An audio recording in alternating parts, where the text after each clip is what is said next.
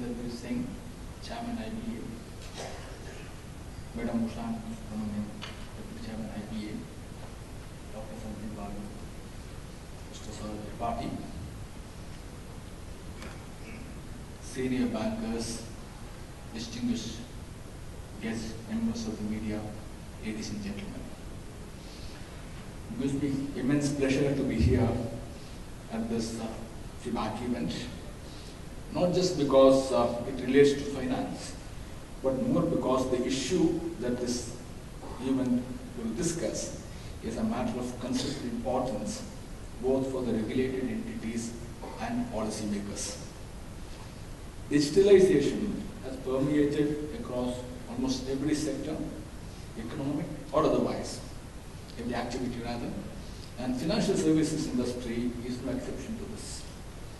It is imperative both for its survival and growth. The Global FinTech Report 2017 suggests that 42% of financial institutions are currently partnering with FinTech companies, and in the next 3 to 5 years, 95% would like to partner.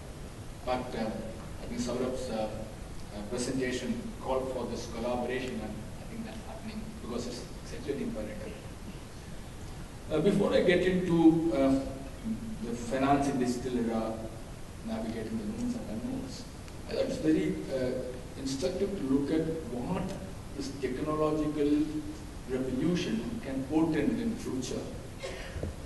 An outstanding book, Homo Deus, Harari, has, which is actually history of the future, talks in terms of the intersection of information technology, biogenetics, artificial intelligence, nanotechnology, creating a series of revolutions that people might want to even apply a brake on the speed of changes, and it might not be possible for them to do it. So that is the kind of situation that we are working in.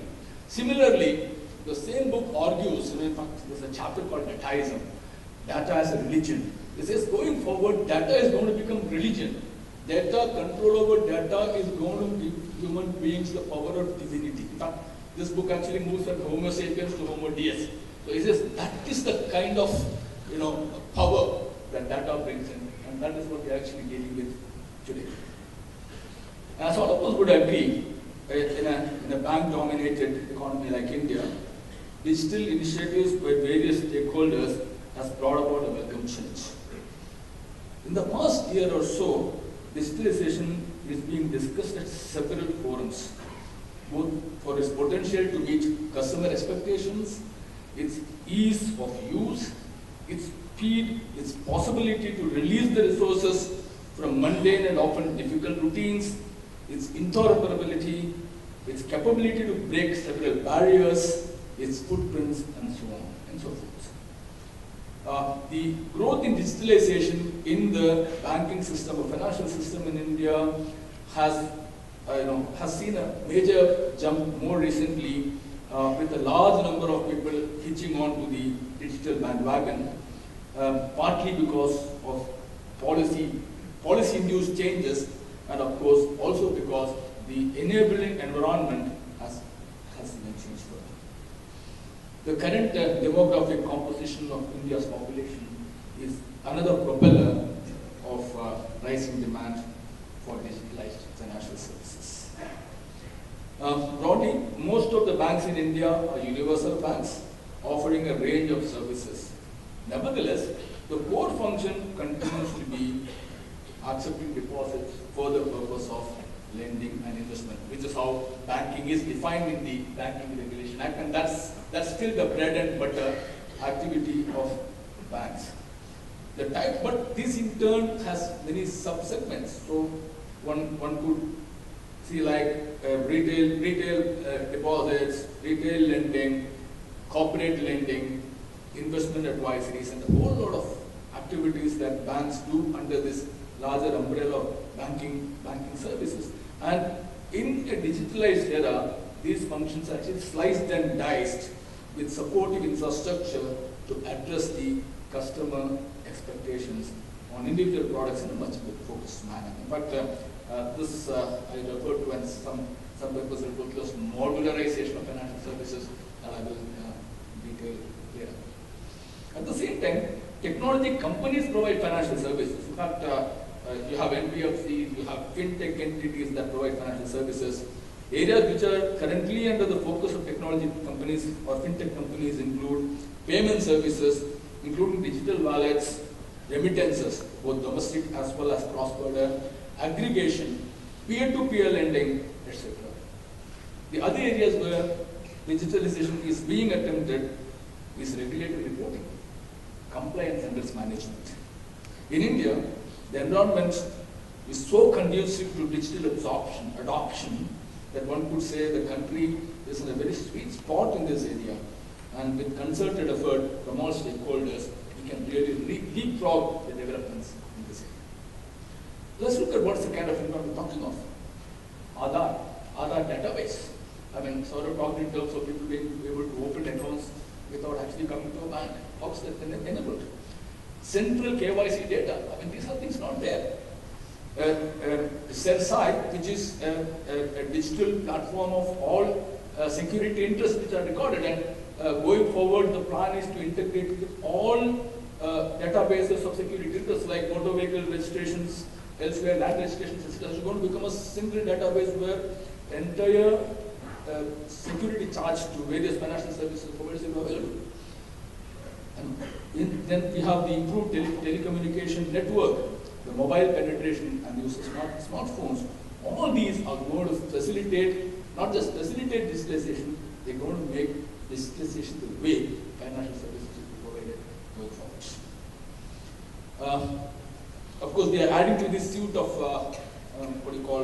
databases, electronic databases, what we call as the public credit registry, on which we found a working group under the chairman of Mr. and that's going to improve this going forward. So with this background, I thought I would explore the issue that's finance in a digitalized world from the following perspectives. One, what it does to how financial intermediation happens. Two, how it is impacting the financial intermediation per se. What it portends for the customer and the task at hand for the financial services provided in that regard. How regulators are harnessing these developments for regulating and supervising the financial services providers, and what the challenges there are. And of course, what are the risks that need to guard against. So this is the broad set of topics on which I want to elaborate when I talk of financialization or providing financing in this environment. So first, changing the financial intermediation. The manner in which banks provide services to the customer has undergone massive change post-digitalization. The earlier system of branches being an important element of customer service, again sort of referred to people having to go physically, which is where the branch becomes too important, is waning. Neither many customers relish the idea of having to go to a bank branch, nor do banks encourage customers to go to the branches. The use of ATMs for drawing cash, use of digital modes to transfer funds, and but to the extent that the paper clearing is waning, has made some of these activities much less labor intensive than it was in the past. The use of central processing centers for sanction of many loans, more particularly retail loans, has become par for the course. Centralized monitoring of KYC compliance and anti-money laundering drills is the order of the day now. The data generated and available makes them amenable to big data analytics and use of artificial intelligence for taking crucial banking decisions. CBS-enabled classification of asset quality provides high-quality MIS for early intervention. The waning of the role of the brick-and-mortar branch has been recognized by us regulatorily by replacing the concept of the branch with the banking outlet as the point of customer service. It has facilitated financial inclusion through the use of banking correspondent network. The introduction of the payment bank as a differentiated bank licensee also underscores the recognition of the change in financial intermediation. By acting as BCs of the mainstream banks, the payments banks can revolutionize the delivery of banking products. So modularization of financial services, which I said slicing and dicing what the bank does, is another impact of digitalization. Moving away from the traditional mode of service delivery where financial institutions perform all the functions associated with delivery of the product to a customer, the trend of modularization has seen the emergence of specialist institutions that perform only a subset of the universe of functions that were traditionally performed by a single financial institution. And many such specialized institutions together combine to offer a financial service to the end customer. The emergence of BCs is a result of this. Many banks are in fact moving into internalizing the BCs for better synergy. In fact, what it does is that many banks are now in a position to lend directly to microfinance customers rather than using securitization, which was the earlier mode of lending to this type of customers. As Oliver Wyman, one of the consultants who is in this area, as managing partner for financial services, Ted Moynihan said, even if we do not expect a completely modular financial services sector, the way customers buy financial services and how firms deliver them is going to be let me look at what this does to financial intermediation itself. Digitalization can result in reducing the need for financial intermediation. The developments on the fintech front is what I am referring to. The fintech entities provide C2C services bypassing the financial intermediary. Peer-to-peer lending, for instance, which we have now recognized through a regulatory framework, brings the saver and the borrower directly without the bank being the aggregator of savings and the debt provider. Of course, what we have, for the purpose of anti-money laundering comfort, we have required that the monies will pass through banks, but that does not make it intermediation. It's only a parking place, and therefore P2P, when it kind of takes a big shape to its potential, it has the we call likely impact of reducing financial intermediation by the traditional financial institutions as we know it. Of course, what the P2P does is, for the investors who seek risk, this provides an opportunity to partake in the lending business without having loan origination skills, because for that he will depend upon the information provided by the P2P platform. The P2P platforms use digital means to access customers, use of big data analytics, etc. for making these business. The services of many e-commerce firms to result in financial disintermediation. This actually means that the banks and other financial institutions, as the traditional financial intermediaries, will have to explore alternative business options to stay relevant, or, as I said elsewhere, they have to adapt or assimilate the fintech into their overall system. So different banks are using different modes to do this. Some buy into them, some collaborate with them, yet others make themselves capable of providing such services within the department. Let's look at what this does to the customer. Digitalization provides choice to the customer. The modularization that I referred to enables customers to make choices in a manner of speaking through a click of the mouse.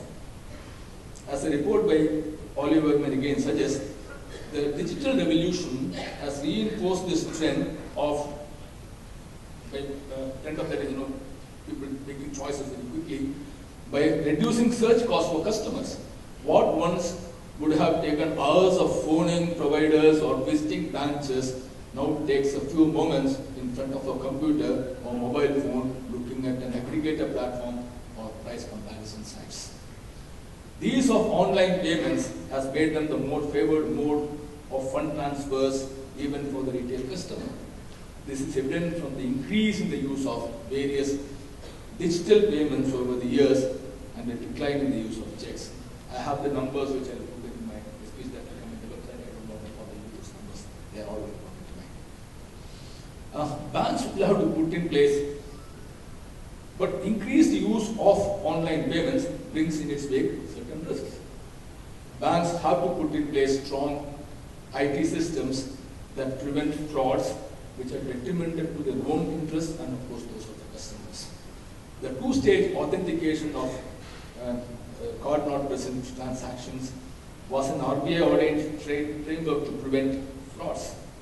Moreover, given the importance of customer protection in a digital era, we have recently issued guidelines for customer liability. Apart from putting in place strong IT systems to be able to prevent frauds, a well-informed customer base is an effective foil against frauds. Banks should work to keep their customers well informed of the do's and don'ts of conducting financial transactions in a digital world. Let me come to the regulation structure. Financial services being provided in a digitally enabled ecosystem in its wake brings certain advantages to the regulator. Such a system enables regulators to make policies that are data-based. RegTech is the more recent outcome of the digital era. It refers to use of granular data of regulated entities for supervision and regulation. But RBI has been working with banks on what we call as an automated data flow, which is that data will move from the databases of the banks directly to RBI, which is nothing but a RegTech.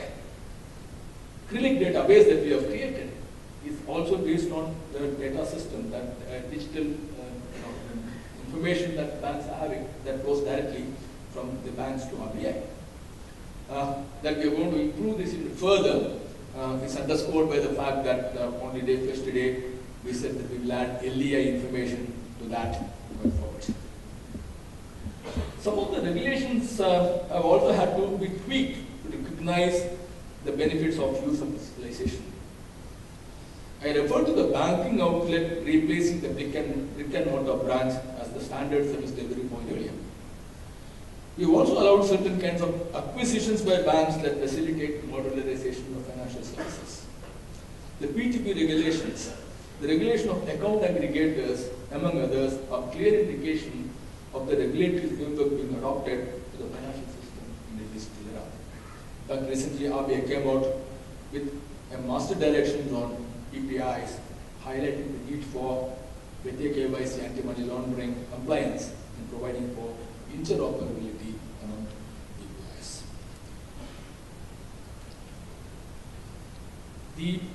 I referred to the use of data in the banks for regulation and supervision. In fact, it is this availability of data that enabled RBI to move into a meaningful risk-based supervision. Because risk-based supervision is essentially data intensive, and the availability of such data in the banking system has enabled the Reserve Bank to move in the direction, and in fact it enables the banks to look at their risks in advance and plan for them. Digitalization brings in its wake certain challenges to the regulators as well. There's no free lunch. The regulators, supervisors who have thus far been focused on regulating, supervising financial entities may have to start preparing themselves for regulating, supervising financial activities. Because this may be necessary as fintech innovations continue to happen at a very fast pace. And innovators may not have direct relevance to the financial system, but their products have a bearing on the financial services already. Saurabh referred to the jump RBI had India had in the rating on provision credit. An important element of that is availability of credit information. And I must say that in the last 1.5 years, the Reserve Bank, I'm not trying to be able to eulogize Reserve Bank, but Reserve Bank has taken a series of measures, and I must kind of also use this platform to thank the credit information companies also are cooperated with us. We have Mr. Mayas here in taking that forward. Among the things that we did in that area are, I should mention three, and all these are the facility digitalization. One, making it mandatory for all data, credit data being available in all the four information companies, number one. Number two, providing for data on, what do you call, even the MFI borrowers, not just MFI borrowers, but those who are in the SHG borrowers, because earlier there wasn't granular data of borrowing by the SHG borrowers. We have now made it mandatory for that to be part of the data. And of course, we have also enabled people to get access to one credit information code annually free. And last, of course, we did that, we had this credit information company data being modularized. That's the wrong modularization. So we said that's not allowed, and we wanted that the information that is provided to banks or to a customer has to be complete without any modification, so that all liabilities of the borrower are available. We are looking in terms of expanding this database, as you said, utilities, etc. But that requires discussion with various other stakeholders, and that's going on. We have added to this database information on unhedged forex exposure. The idea being that if you look at the kind of data that credit information company can provide is not just the liability of the borrower to the banking system or to the finance system, not more. Equally, having realized that P2P could kind of move forward as a major source for lending and borrowing, we have made it mandatory for the P2P to report the information data to the CIS on a one-way basis. So the entire gamut of activities on the credit information company front, making it as holistic as possible, is something that we initiated a year and a half ago. And I again must say that the banks, I must thank the banks too, because they are going to provide the information. The banks and the CICs have done a tremendous job in taking this forward. The other element that I want to talk about digitalization is the risks that you associate with digitalization data. Providing services, financial services in the digital world brings in its wake several known and unknown risks. The risk of being hacked is known. What would be the various outcomes of a hack cannot be fathomed fully. It could be theft of funds, theft of data, it could be stoppage of business, it could be something else. We have issued detailed guidelines on cybersecurity matters. IBA chairman referred to them.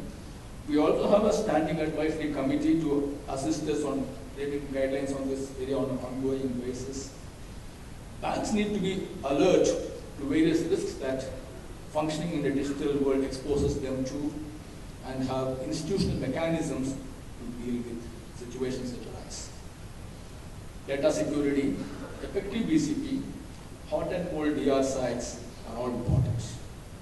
The rapid pace of innovations and the significant number of innovations necessitate that human resources available to the banks as well as supervisors must be provided modern and ongoing training in order to ensure adequate skill sets are available to make appropriate and timely risk assessments. Let me conclude now. What is known is that going digital is inevitable. Banks and financial institutions are challenged by fintech developments on the one hand, and on the other, banks and FIs collaborate with fintech players to expand their business. Customer expectations will drive these changes, and the associated technology needs to be in tune to address the ever-changing customer expectations. This would in turn unleash competition, and banks as well as non-banks have to face that. Banking products would gradually, or rapidly, I wouldn't know, be unbundled, and who offers the best customer satisfaction would be customers. What is also known is that India is a sweet spot with conducive ecosystem, and therefore digital landscape is set to widen anti. But what is unknown today is the likely impact of such changes on the financial stability. As of now, all these activities do not pose challenge to financial stability.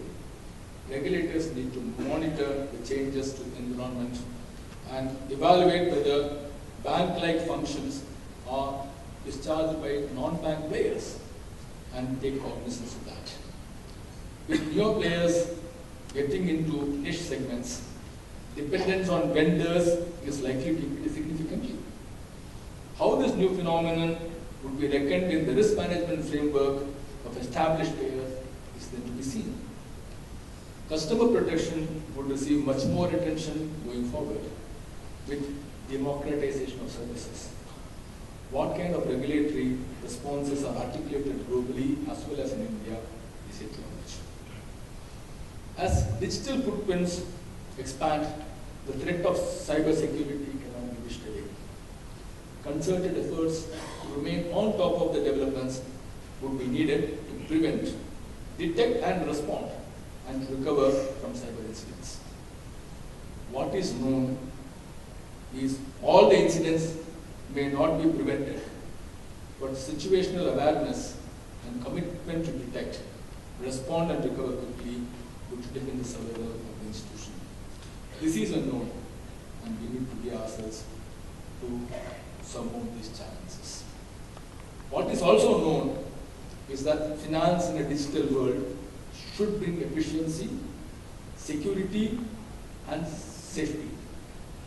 We know it will bring efficiency, all right, but what is unknown is whether it will also be able to do security and safety. I'm sure the deliberations in today's conference will help us to know how this can be achieved. Well, thanking the organizers for inviting me to this event.